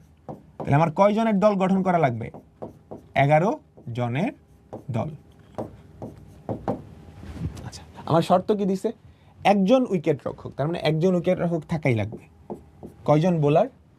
মিনিমাম 3 জন বোলার তো লাগবেই, ঠিক আছে? তাহলে খেয়াল করো তো, 1 আর 3, 1 আর 3 4, তাহলে বাকি 7 জনের 7 জনই চলে আসবে, বাকি 7 জনের 7 জনই চলে আসবে। তুমি কি বুঝছো? তুমি কি বুঝছো? আমি উইকেট কিপার ঠিক রেখে এবার বোলার বাড়াবো, কেমন?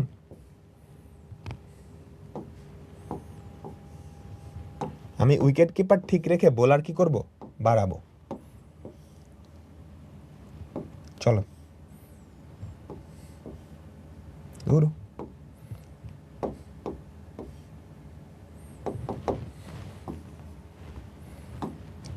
দেখো মনোযোগ, মনোযোগ দিবা। আচ্ছা, উইকেট কিপার 1 জন, বোলার তুমি নিলা 4 জন, তাহলে বাকিদের থেকে কয়জন? 4 আর 1 5, বাকিদের থেকে 6 জন। উইকেট কিপার 1 জন, বোলার নিলাম 5 জন, তাহলে বাকিদের থেকে কয়জন? 5 জন। তুমি কি আর বোলার বাড়াইতে পারবা? বোলার তো 5 জনই, আর বাড়ানোর কিন্তু সুযোগ নাই, আর বাড়ানোর কিন্তু সুযোগ নাই। আচ্ছা ঠিক আছে, বোলারের মধ্যে কাহিনী করে ফেলছে। এবার উইকেট কিপার, উইকেট কিপার নাও 2 জন রেই নিলা, বোলার 3 জন নেওয়াই লাগবে, তাহলে 2 আর 3 5, 6 জন নেওয়া লাগবে। উইকেট কিপার 2 জন, বোলার আরেকটা বাড়াও 4 জন, 4 আর 2 6, 5 জন। উইকেট কিপার 2 জন, বোলার আরেকজন বাড়াও, 5 আর 2 7, 4 জন। দেখো তো এর বাইরে আর কোনো কম্বিনেশন কি পসিবল? এর বাইরে আর কোনো কম্বিনেশন কি পসিবল? না, ঠিক আছে? এর বাইরে কিন্তু আর কোনো কম্বিনেশন পসিবল না, এর বাইরে কিন্তু আর কোনো কম্বিনেশন পসিবল না। তুমি কি বুঝছো? না বুঝো নাই, বেশি বড় দিয়ে ফেলাইছি। আচ্ছা চলো, তাহলে প্রথম উপায়ে খেয়াল করো, 2 জন থেকে 1 জন বাছাই করবা 2C1, 5 জন থেকে 3 জন বাছাই করবা 5C3, 7 জন থেকে 7 জন, সবগুলাই কিন্তু অসম্পূর্ণ কাজ, সবগুলা মিলে সম্পূর্ণ কাজ হবে, গুণ করবা, কাজ শেষ। তারপর 2C1 into 5C4 into 7C6, ঠিক আছে? তারপর 2C1 into 5C5 into 7C6, ঠিক আছে?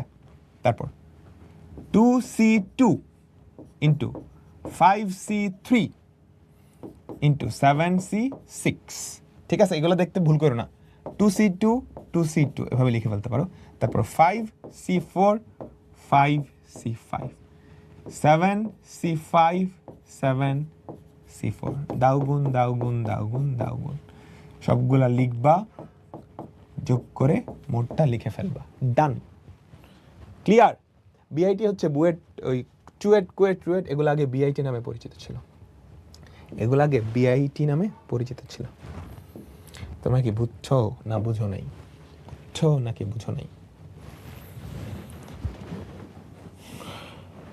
হ্যাঁ, 3 নম্বরে 7C5 হবে না? হ্যাঁ, যেগুলো ভুল করে অনেকে, আমিও করছি।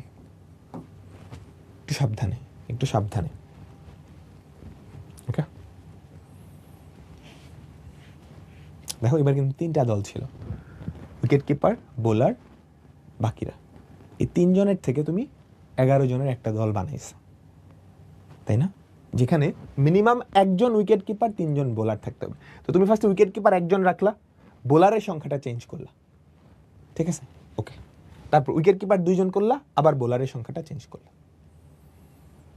সবাই কি 100% ক্লিয়ার? সবাই কি 100% ক্লিয়ার? বলো। ঠিক আছে, এরপরেরটা, এটাই লাস্ট। একাধিক দল থেকে একটা দল বানানো, একাধিক দল থেকে একটা দল বানানো, এই টাইপের, এটাই লাস্ট। 6 জন বিজ্ঞান ও 4 জন কলা। বিজ্ঞান মানে সায়েন্স, কলা মানে আর্টস, ঠিক আছে? 2টা দল থেকে তুমি 6 জনের একটা কমিটি বানাবা, তাহলে 2টা থেকে একটা কমিটি বানাইতেছো। 2টা দল থেকে কি করতেছো? 2টা দল থেকে একটা কমিটি বানাইতেছো না? আমাকে বলো, সবাই মনোযোগ দাও, মনোযোগ দিয়ে বলো বলো। 6 জন বিজ্ঞান, 6 জন বিজ্ঞান এবং 4 জন কলা বিভাগের ছাত্র। 6 জন বিজ্ঞান এবং 6 জন বিজ্ঞান এবং 4 জন, একটু মনোযোগ দাও তো, 6 জন বিজ্ঞান। তাহলে আমাদের সায়েন্সের স্টুডেন্ট কয়জন? 6 জন।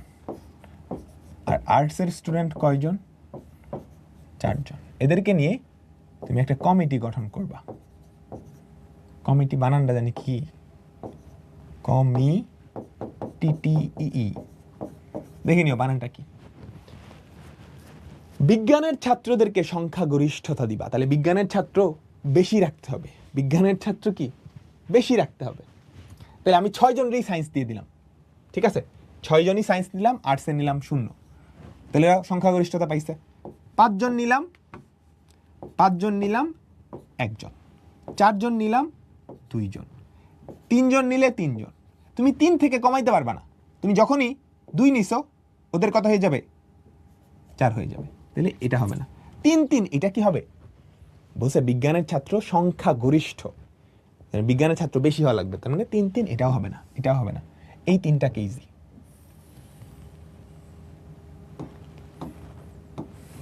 এই 3টা কেজি। তুমি কি বুঝছো না বুঝো নাই? তুমি কি বুঝছো না বুঝো নাই? ঠিক আছে, তাহলে চলো আমরা একটু দেখি। 6C6 into 4C0, 6C5 into 4C1, 6C4 into 4C2, মোট।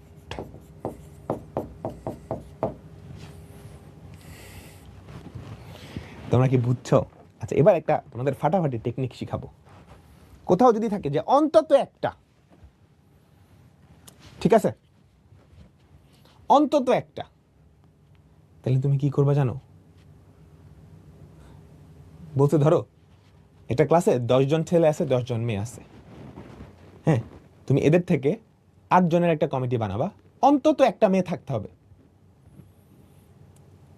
তাহলে তুমি একটা কাজ করতে পারো না? মোট কমিটি সংখ্যা বাইর করলা, সেখান থেকে মেয়ে থাকবে না এমন কমিটি সংখ্যা বাদ দিলেই হয়ে যায় না?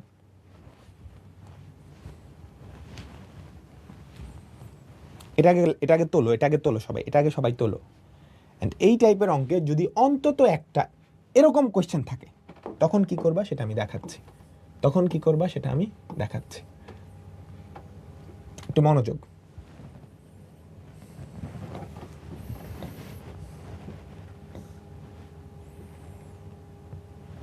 দেখো, এই যে এইটা, সবাই একটু দেখো। 4 জন ভদ্র মহিলা সহ 14 জন ব্যক্তি, ঠিক আছে, 14 জন ব্যক্তি, এদের থেকে 5 জনের একটা কমিটি গঠন করবা, যাতে অন্তত একজন ভদ্র মহিলা থাকে, অন্তত একজন ভদ্র মহিলা থাকে। আচ্ছা, তুমি চিন্তা করো টোটাল আছে কয়জন? 14 জন না? 14 জন থেকে 14 জন থেকে 5 জনের কমিটি কতভাবে গঠন করা যায়? টোটাল আমার আছে হচ্ছে 14 জন। টোটাল আছে আমার কয়জন? 14। এর মধ্যে 4 জন মহিলা আর 10 জন পুরুষ। আচ্ছা, ফার্স্টে কোনো পুরুষ মহিলা নাই, বাদ বিচার ছাড়া মোট কমিটি এই 14টা থেকে 5 জনের মোট কমিটি গঠন করা যায় কতভাবে আমাকে বলো তো? 14C5, 14C5, তাই না? এখানে হচ্ছে যত ধরনের কমিটি, 5 সদস্যের যত ধরনের কমিটি আছে সবগুলো এখানে আছে, এটার মধ্যে আছে। আমাকে বলছে অন্তত একজন ভদ্র মহিলা থাকবে। আচ্ছা, চিন্তা করো তো, কোনো ভদ্র মহিলা নাই এরকম কমিটি কয়টা? কোনো ভদ্র মহিলা নাই এরকম কমিটি কয়টা? ভদ্র মহিলা বাদ, কোনো ভদ্র মহিলা নাই এরকম কমিটি 10C5 না? কোনো ভদ্র মহিলা নাই এরকম কমিটি 10C5, ঠিক আছে? তাহলে এটা থেকে এটা যদি বাদ দাও, এখানে হচ্ছে মোট, এখানে হচ্ছে সেই সমস্ত কমিটি যেখানে কোনো ভদ্র মহিলা নাই, তাহলে বিয়োগ দিলে কোনগুলা পাবা? অন্তত একজন ভদ্র মহিলা আছে সেই কমিটির সংখ্যা। তোমরা কি ক্লিয়ার? তোমরা কি ক্লিয়ার? এটা কিন্তু অনেক জায়গায় ব্যবহৃত হয়েছে, অনেক জায়গায় ব্যবহৃত হয়, বুঝছো?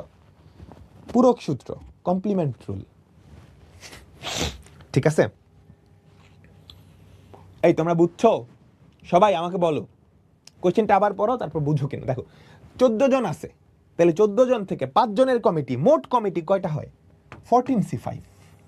আমাকে বলছে কতগুলা কমিটি গঠন করা যাবে এই 14 থেকে, যাতে অন্তত একজন ভদ্র মহিলা থাকে। আচ্ছা, এরা হচ্ছে মোট কমিটির সংখ্যা। কোনো ভদ্র মহিলা নাই এরকম কমিটি কয়টা? এই কয়টা।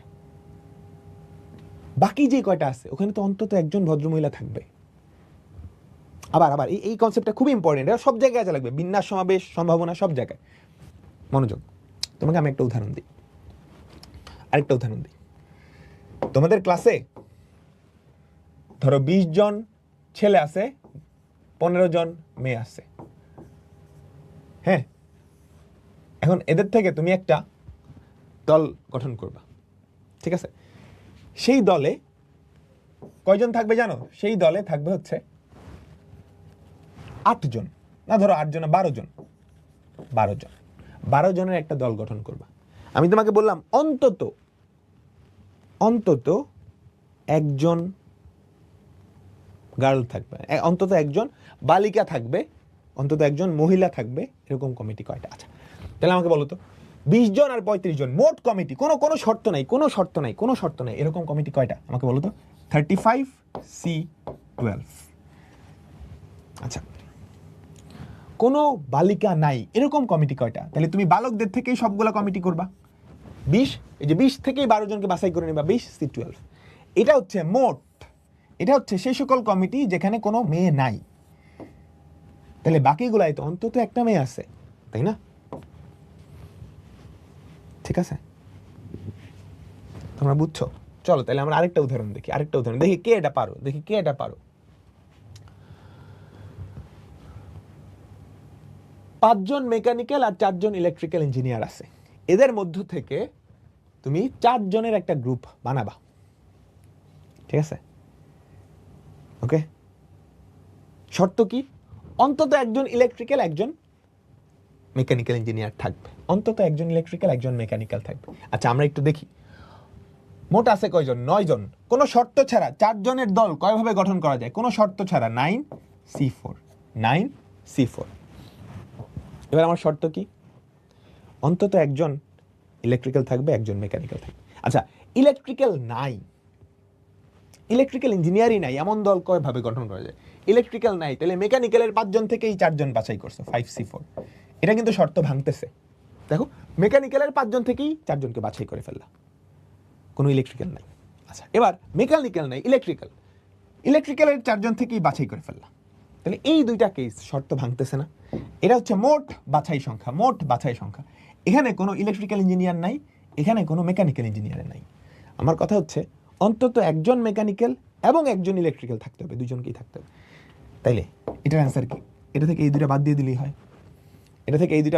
হয়, তুমি কি এটা বুঝছো? তুমি এটা বুঝলে এই অন্ততের কনসেপ্টটা বুঝে ফেলছো। তুমি যদি এটা বুঝো তাহলে কি অন্ততের কনসেপ্টটা তুমি বুঝে ফেলছো। তুমি বুঝে ফেলছো। ওকে, এবার আমরা দেখব একটা দল ভেঙে দুইটা দল গঠন করা। এবার আমরা কি দেখব? একটা দল ভেঙে দুইটা দল গঠন করা। এটা সহজ, এটা আসলে খুবই সহজ। হ্যাঁ, এটা আসলে খুবই সহজ। মনোযোগ দাও, মনোযোগ দাও, মনোযোগ দাও। এবার আমাদের টার্গেটটা কি? একটা দল গঠন। এটাও কিন্তু দল গঠন, এটাও কিন্তু দল গঠন। একটা দল ভেঙে একাধিক দল গঠন করা। চলো আমরা দেখি।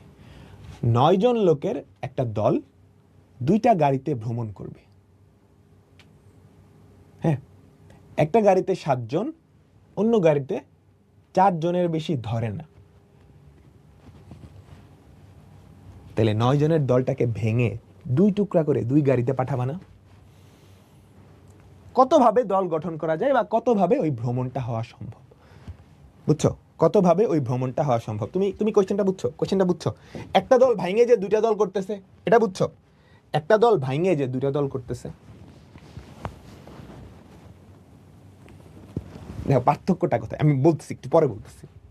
9 জনের একটা দল ছিল, গাড়ি আছে 2টা। কারণ কোনো গাড়িতেই তো 9 জন একসাথে ঢুকবে না। একটা গাড়িতে সর্বোচ্চ 7 ঢুকে, আরেকটা গাড়িতে সর্বোচ্চ 2 জন। তুই 9 জনটাকে ভেঙে 2 টুকরা করবা। কতভাবে দল গঠন করা যায়, ঠিক ততভাবেই তো গাড়ি ভ্রমণ করতে পারে, তাই না? চলো আমরা একটু দেখি। আচ্ছা, এবার আমাদের কয়টা কলাম? 3টা কলাম। এই হচ্ছে আমাদের শুরুতে যেই দলটা ছিল 9 জনের দল। শুরুতে হচ্ছে কয় জনের দল? এই হচ্ছে আমাদের শুরুতে 9 জনের দল। এরপর ওরে ভাইঙে আমি 2 টুকরা করছি, গ্রুপ 1, গ্রুপ 2। ক্লিয়ার?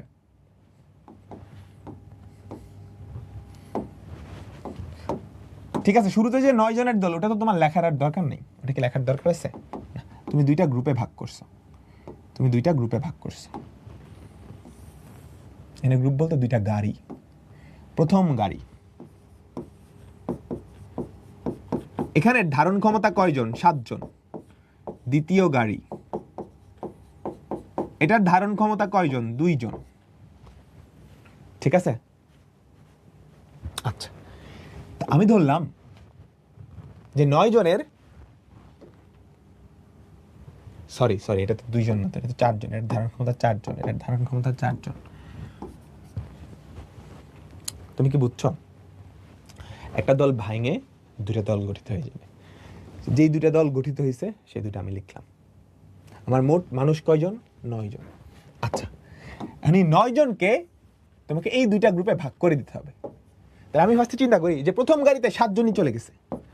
প্রথম গাড়িতে 7 জনই চলে গেছে। তাহলে দ্বিতীয় গাড়িতে কয়জন যাবে? দ্বিতীয় গাড়িতে কয়জন যাবে? 2 জন। আচ্ছা, প্রথম গাড়িতে 6 জন গেল, দ্বিতীয় গাড়িতে কয়জন যাবে? তাহলে 3 জন। প্রথম গাড়িতে 5 জন গেল, দ্বিতীয় গাড়িতে 4 জন। প্রথম গাড়িতে কি 4 জন যাইতে পারবে? তাহলে দ্বিতীয় গাড়িতে তো 5 জন। দ্বিতীয় গাড়ির ক্যাপাসিটি কত? 4 পর্যন্ত, তাই না? আমাকে সবাই একটু বলো, সবাই একটু বলো। প্রথম গাড়িতে 7 জন, দ্বিতীয় গাড়িতে 2 জন। আচ্ছা, ফাইন। প্রথম গাড়িতে 6 জন, দ্বিতীয় গাড়িতে 3 জন। প্রথম গাড়িতে 5 জন, দ্বিতীয় গাড়িতে 4 জন। এইবার আমি চাই তোমার পুরা মনোযোগটা এদিকে দিতে, পুরা মনোযোগটা এদিকে। তো 9 জন দাঁড়ায় আছে। ধরো তুমি হচ্ছে টিম লিডার। তোমাদের তো এরকম সবাই তো বাসার বাইরে বেরোইছো না, তুমি টিম লিডার, সামনে 2টা গাড়ি আছে, তুমি 9 জনকে পাশে দাঁড় করাইছো। তুমি সেট করে দিচ্ছ কে কোন গাড়িতে উঠবে। তুমি 9 জন থেকে 7 জনকে সিলেক্ট করে প্রথম গাড়িতে উঠাবা। তাহলে 9 জন থেকে 7 জন বাছাই করার উপায় বলো সবাই। একটু সিনারিও চিন্তা করো, কল্পনা, এইভাবে কল্পনা করো। তোমার সামনে 2টা গাড়ি, ঠিক আছে? একটা টমটম আর একটা হচ্ছে প্রাইভেট গাড়ি, ঠিক আছে? টমটমে 7 জন ওঠে, আর প্রাইভেট গাড়িতে কি 4 জন উঠতে পারে। তোমার পাশে তোমার ছোট পিচ্চি বাচ্চা যে কাজিনগুলো আছে, 9টা কাজিন দাঁড়ায় আছে, আর তুমি এদেরকে গাড়িতে উঠাবা। চিন্তা করো। তাহলে প্রথম গাড়িতে তুমি যখন উঠাবা 7 জন সিলেক্ট করতে হবে, 7 জন সিলেক্ট করতে হবে। তো 9 জন থেকে 7 জন সিলেক্ট করবা কয়ভাবে আমাকে বলো তো? 9C7 ওটিরে উঠাই দিছো, গাড়িতে উঠে গেছে। বাকি থাকবে কয়টা? 2টা। বাকি 2টা থেকে 2টারই তুমি এই গাড়িতে পাঠাবা না? ওদের তো আর কোনো অপশন নাই। তাহলে এই দুইজন থেকে দুইজনই বাছাই করতে হবে। তার উপায় কত? 2 2C2 2C2 বুঝছো? বুঝছো অনেকে এই ভুলটা এখানে করে ফেলে যে 9C7 এরপরে 4C2 লেখা। না 4C2 কেমনে? একটু চিন্তা করো, জাস্ট চিন্তা করো। 9 জন দাঁড়ায় আছে, এটারে দুইটা ভাগে ভাগ করবা, দুইটা গ্রুপে ভাগ করবা। ফার্স্টে প্রথম ভাগে 7 জন, দ্বিতীয় ভাগে 2 জন। প্রথম ভাগে 7 জন, দ্বিতীয় ভাগে 2 জন। তো ফার্স্টে 9 জন থেকে 7 জন বাছাই করছো, বাছাই করে গাড়িতে উঠে দিচ্ছ। কত ভাই? 9C7। এবার বাকি যেই দুইটা পরে থাকবে ওই দুইটারে তো আরেক গাড়িতে উঠাইতেই হবে। সেটা কত উপায়? এক উপায়ে 2C2। ওই দুজন থেকে দুইজনই বাছাই করতে হবে। তাহলে এই দুইটা গুণ করে দিবা। তুমি কি বুঝছো? তুমি কি বুঝছো সবাই?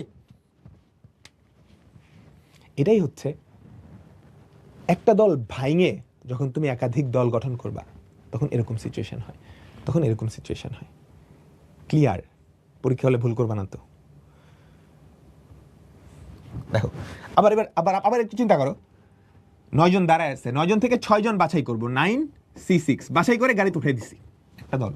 তাহলে বাকি থাকে কয়জন? 3 জন। ওই 3 জন থেকে 3 জনই বাছাই করে তো এটা উঠান লাগবে। ওদের তো কোনো অপশন নাই।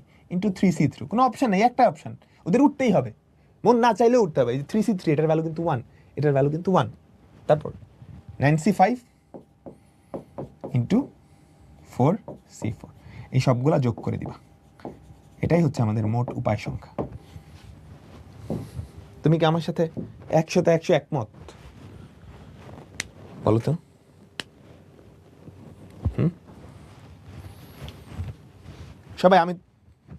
সবাই এখানে কিন্তু কোনো গ্যাপ রাখা যাবে না, কারণ এই দুইটা টাইপ সবচেয়ে বেশি ইম্পর্টেন্ট। তুমি সাইডে রেফারেন্স দেখেই বুঝতে পারছো, একদম ধুমায় আসছে। ঠিক আছে, এরপর চলো সিমিলার আরো কয়েকটা অঙ্ক। সিলেট থেকে বান্দরবানে 10 জন শিক্ষার্থীর একটা দল শিক্ষা সফরে যাবে। তোমরা শিক্ষা সফরে স্টাডি ট্যুরে গেছো না? আমরা হাই স্কুল থেকে যাইতাম, অনেক মজা হইতো। এখন তো সব ইয়ে হয়ে গেছে। আমরা কই গেছি? নন্দন পার্ক, তোমরা চিনো কিনা? ফ্যান্টাসি কিংডম, এগুলোতে গেছিলাম। সিলেট থেকে বান্দরবানে 10 জন শিক্ষার্থীর একটা দল সফরে যাবে। তাদেরকে 2টা গাড়িতে ভ্রমণ করা লাগবে। একটাতে 7 জনের বেশি, আরেকটাতে 4 জনের বেশি ধরে না। দলটা কত প্রকারে ভ্রমণ করতে পারে? মানে কত প্রকারে তুমি কি একটা দল ভাঙিয়ে 2টা দল বানাইতে পারো, সেটাই চাইছে। কত প্রকারে একটা দল ভাঙিয়ে 2টা দল বানাইতে পারো? 10 জন শিক্ষার্থী, ঠিক আছে? তাহলে 2টা গাড়িতে উঠাবা, তার মানে 2টা দলে ভাগ করবা। প্রথম গাড়িতে বা প্রথম দলে কয়জন? সর্বোচ্চ প্রথম দলে, এই দেখো আমাদের গ্রুপ 1, ঠিক আছে? আমরা দেখলাম প্রথম গাড়ি, এখানে পাশে আমি সর্বোচ্চ ধারণ ক্ষমতা লিখলাম 7। দ্বিতীয় গাড়ি, এখানে সর্বোচ্চ ধারণ ক্ষমতা কত? 4। 10 জন শিক্ষার্থী। আচ্ছা, তাইলে তুমি ধরলা 7 জনকে এখানে পাঠিয়ে দিছ, তাইলে বাকি 3 জনকে এখানে পাঠাবা। 6 জনকে এখানে দিলা, তাইলে বাকি 4 জনকে এখানে দিতে হবে। বুঝছো? এর বাইরে কিন্তু আর নাই। তুমি যদি এখানে 5 জন দাও, ওখানে 5 জন দিতে হবে। এখন ওর তো 5 জনের ক্যাপাবিলিটি নাই, ঠিক আছে? এটা অনেক ছোট। তাহলে বলো, এটা কিন্তু সম্পূর্ণ হয়েছে। তুমি কিন্তু সবাইরে উঠাই দিছো, এটাও কিন্তু সম্পূর্ণ কাজ, ঠিক আছে? তাহলে প্রথমে 10 জন থেকে 7 জনকে বাছাই করতে হবে। 10 জনের কোন 7 জনকে তুমি গাড়িতে উঠাবা? তাহলে বাকি থাকে কয়জন? 3 জন। ওই 3 জন থেকে 3 জনই তো বাছাই করতে হবে, ওদের তো কোনো অপশন নেই। তারপর 10 জন থেকে 6 জন ইন্টু 6C6 না 4C4, এই দুইটা যোগ করলেই কি আমি মোট পাবো। ক্লিয়ার? ক্রিস্টাল ক্লিয়ার হয়েছে তো? পরীক্ষা আসবে কিন্তু 7 জন লোকের একটা দল 2টা যানবাহনে ভ্রমণ করবে। একটাতে 7 জনের বেশি, অপরটাতে 4 জনের বেশি ধরে না। দলটা কত প্রকারে ভ্রমণ করতে পারে? পারবা না? পারবা তো? এটা বাড়ির কাজ দিলাম, কেমন? এর মাধ্যমে আমাদের আজকের ক্লাসটা শেষ হলো। আচ্ছা, তার আগে ছোট্ট একটা জিনিস, আরেকটা টাইপ, এটা পরে দিই। এটা খুবই সহজ। কিছু জিনিস সর্বদা অন্তর্ভুক্ত হবে বা বাইরে রেখে। আমরা বিন্যাসেও এটা পড়ছি না? আমরা বিন্যাসেও কি এটা পড়ছি? একটু মনে করে দেখো, ঠিক আছে, একটু মনে করে দেখো, আমাদের ধরো n সংখ্যক জিনিস আছে। কয়টা জিনিস আছে একটু চিন্তা করো। n সংখ্যক ভিন্ন ভিন্ন জিনিস আছে।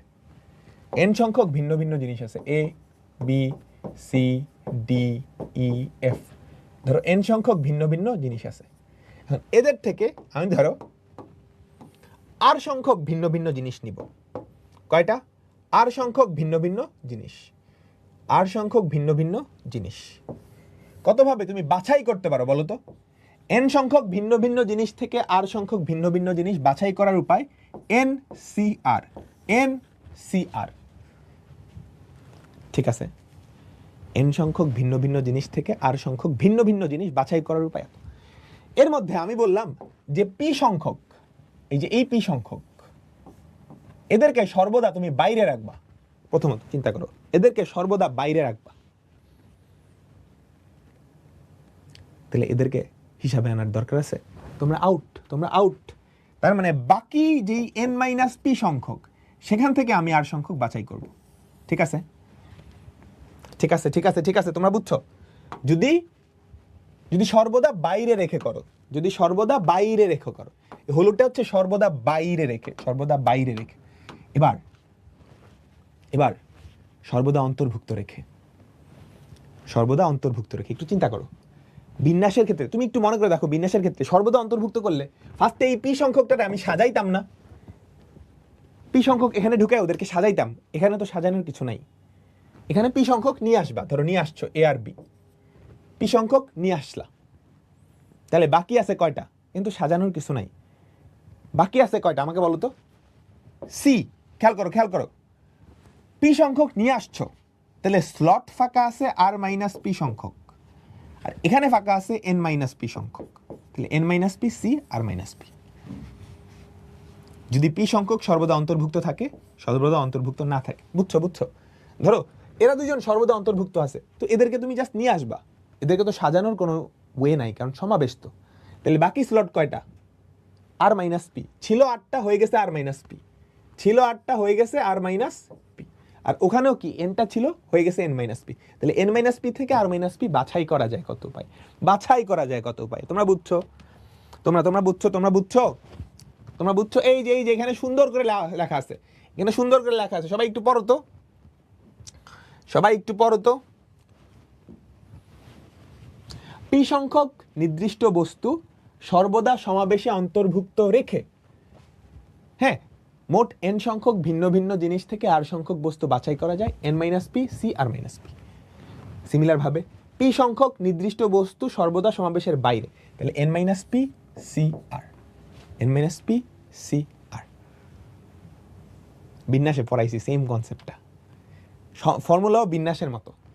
তুমি খেয়াল করবা ফর্মুলায় বিন্যাসের ক্ষেত্রে এখানে যেগুলারে অন্তর্ভুক্ত রাখতা ওইগুলারে সাজায় নিতা। সমাবেশে তো সাজানোর উপায় একটাই, জন্য 1 দিয়ে গুণ করছো। সবাই বুঝছো? দেখো আবার রিক্যাপ দিই। n সংখ্যক থেকে তুমি r সংখ্যক বাছাই করবা। p সংখ্যক সর্বদা বাদ দিছো, তাহলে p তো বাদ, ওরা বাদ, তোমরা হিসাবের বাইরে। তাহলে আছে জিনিস কয়টা? n-p। বাছাই করতে হবে 8টা, তাহলে n-p c r। আচ্ছা, এবার p সংখ্যক সর্বদা অন্তর্ভুক্ত করবা। তাহলে ওদেরকে তো আগেই নিয়ে নিছো, আর ওদেরকে তো সাধারণ কোনো জিনিস নেই, কারণ সমাবেশ তো। তাইলে আর বাকি কয়টা বাছাই করতে হবে? r-p বাছাই করতে হবে। আমার কাছে জিনিস আছে কয়টা? এনটা ছিল, পিটা চলে গেছে, তাহলে n-p। তাহলে n-p থেকে r-p বাছাই করা যায়, এটা এত উপায়। ডান। ফর্মুলা লিখে নিচ্ছ, ফর্মুলা লিখে ফেলছো, চলো। দুইজন নির্দিষ্ট ব্যক্তিকে সর্বদা অন্তর্ভুক্ত করে তুমি 12 জন থেকে 5 জনকে বাছাই করবা। ঠিক আছে, একটু চিন্তা করো। 12 জন থেকে কয়জনকে বাছাই করবা? 12C5, এটা হচ্ছে নর্মাল। দুজনকে সর্বদা অন্তর্ভুক্ত করবা, তাইলে দুজনকে যদি অন্তর্ভুক্ত করে ফেলো, 3 জনকে বাছাই করতে হবে। এই 10 জন থেকে আরো 2 জন বাদ। ওকে, এবার সর্বদা বর্জন করে, সর্বদা কি করে? বর্জন করে। তাহলে 12 জন থেকে এই 2 জন আউট, 12 জন থেকে এই 2 জন আউট। এই হচ্ছে আমাদের উত্তর। আজকের ক্লাস এই পর্যন্তই। নেক্সট ক্লাসে আমরা বিন্যাস ও সমাবেশের আরেকটা খুবই ইম্পর্টেন্ট টপিক দেখব, বিন্যাস আর সমাবেশের মিলিত সমস্যাগুলি। ঠিক আছে, নেক্সট ক্লাসেই আমাদের বিন্যাস ও সমাবেশের মেইন পার্টটুকু ডান হয়ে যাবে।